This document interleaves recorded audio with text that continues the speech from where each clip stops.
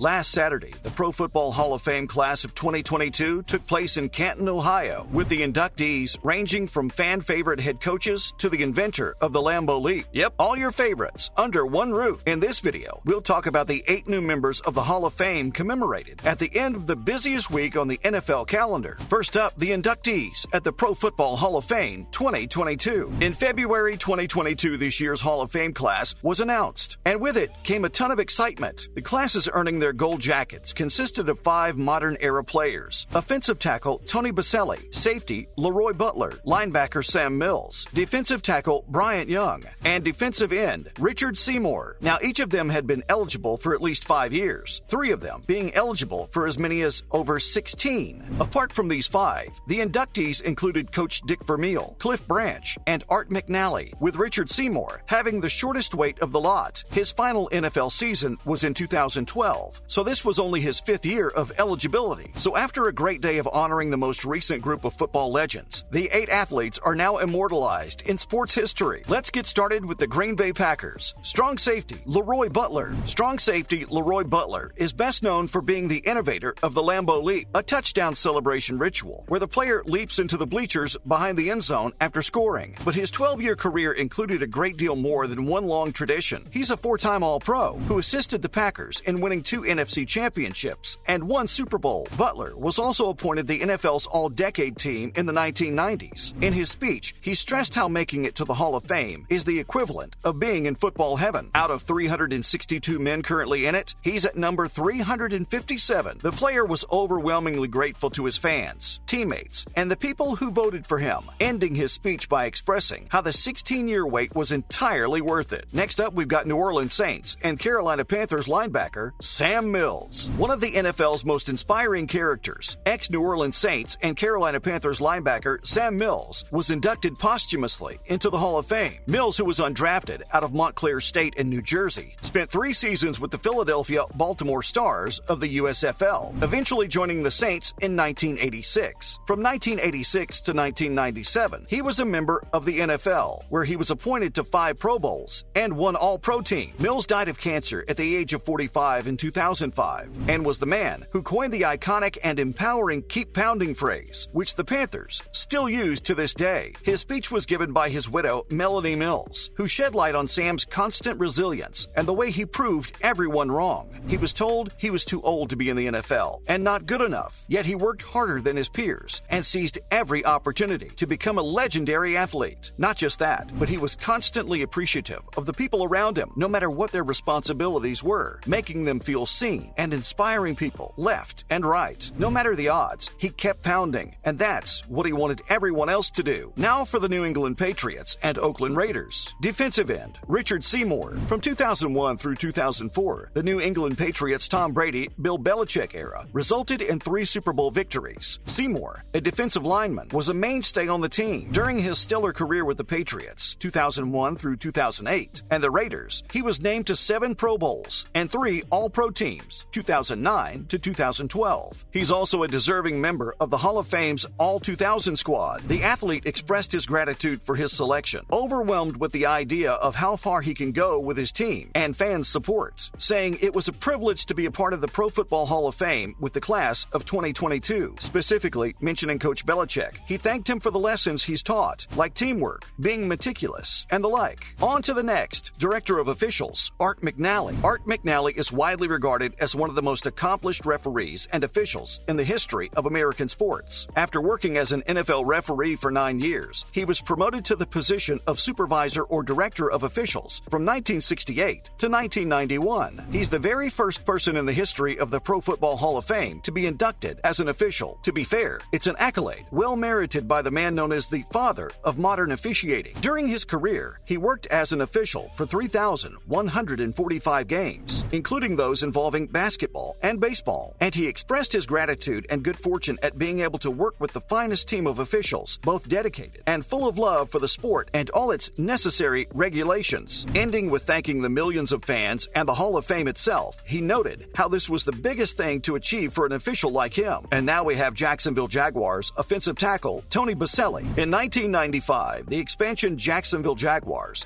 picked a player from the University of Southern California with the 2nd overall choice in the round. He played with the Jaguars for 7 seasons, during which time he was responsible for protecting quarterback Mark Brunell and ensuring the success of a fresh and dynamic offense in the early days of the team. After completing his college career with 3 first-team All-American accolades, he concluded his professional career with 3 nominations for All-Pro and 5 selections to the Pro Bowl. In his speech, he noted the power of familial love and support, without which he wouldn't have made it this far. Taking a jab at his coach, he joked about how tough it was to play under Tom Coughlin, what with his silly rules and very high standards. To wrap up his speech, the player mentioned his late father, who lost his life to cancer a little over a year ago, thanking him for everything and honoring his memory. Up next, San Francisco 49ers defensive tackle Bryant Young. During his debut season, the NFL player named to the Pro Bowl and All-Pro team won a Super Bowl with the San Francisco 49ers. In that season, he had a total of 6 sacks and 49 tackles. He had a total of 627 tackles and 89.5 sacks by the time he retired after playing for 14 years with the 49ers. Young, a great example of resilience and endurance, suffered a shattered leg while playing for the New York Giants in 1998. The injury was so severe that he required a metal rod to be placed in his leg during surgery. Despite this, he returned to the game in 1999 and continued to play until his retirement in 2007. During his speech, the man paid a heartfelt homage to his late son Colby, who passed away in 2016 at the age of 15 after a tough battle with cancer. That moment will go down as one of the most memorable moments of the most recent Hall of Fame ceremony. The athlete spoke about how he found purpose from his pain, truly recognizing the importance of personal connections. His suffering taught him to give his all to doing good for society and his community while placing his faith in God's plan. Lastly, he observed how he entered the Hall of Fame in 2022, with 22 being his late son's favorite number, a serendipitous coincidence. Next in line, Oakland, Los Angeles Raiders wide receiver Cliff Branch. One of the most renowned athletes to ever don the silver and black uniform is 3-time All-Pro selection and 3-time Super Bowl victor Cliff Branch. The 4-time Pro Bowl player dominated for the Raiders throughout the 70s and 80s, but he was never better than in 1974 when he led the NFL with 13 receiving touchdowns and 1,092 yards. In the end, Branch was a player for a total of 14 years, all with the Raiders. On Saturday, he was inducted posthumously. Cliff had long awaited this day in his life, with number 21 being seated front and center, just as he would have loved. Once drafted by the Oakland Raiders, his blood turned silver and black, devoting his life and body to his team. Last but not least, the Philadelphia Eagles, St. Louis Rams, and Kansas City Chiefs head coach Dick Vermeil. The renowned head coach is most well known for his role in guiding quarterback Kurt Warner and the St. Louis Rams to victory in Super Bowl 34. The Rams were considered the greatest show on turf